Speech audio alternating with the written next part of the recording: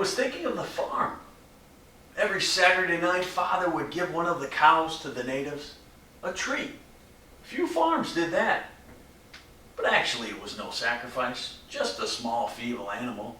And yet cane cutters, herd boys, all of them would look forward to Saturday night. The compound would come alive. That mad Zulu pop music on the Bantu radio, I'd sit there in Nanny's lap watching. It was all very festive. I was mostly interested in the killing of the cow. Used to be they'd use a knife, and that was vivid. Very much a thing of the bush to see the creature's dull eyes flashing, hooves scraping at the dirt as a knife was led across the throat, and the blood running into a gourd on the ground. But the part that fascinated me the most was when it was dead. Its evisceration. The skin drawn slowly back and the veins exposed, black blood clotting into the reddish dust of the compound, which would be dead quiet, somber. Little ivory-colored and purple-hued sacs filled with bile and acid and urine, balloons of undigested grass, bones cracked and muscle pulsing gently as the fire was ready. And the tongue, the great curled muscle, unraveled, cut out, and the teeth in the jaw laid bare. But it's one Saturday in particular that I remember. It was my birthday, and I was given the honor of killing the cow. I was 11. The knife was dispensed with, and Father gave me a pistol with tiny silver-tipped bullets.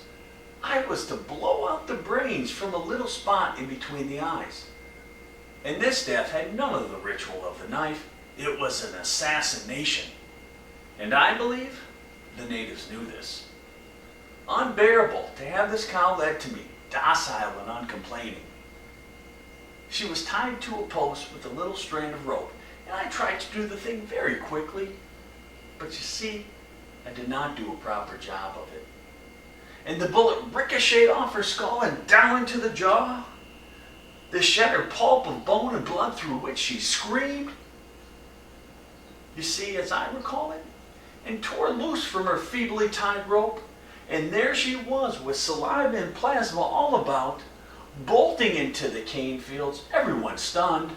She was gone and I stood there frozen.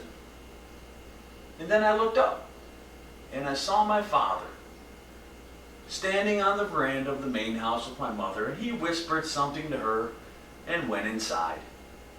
And Nanny came to me. Of course, by this time I was crying.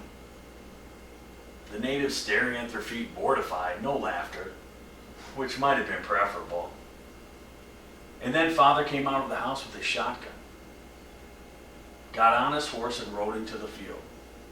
And there was a single muffled blast, and Nanny put me to bed. A quiet supper that night. No singing or dancing. And of course, not long after we moved into the city.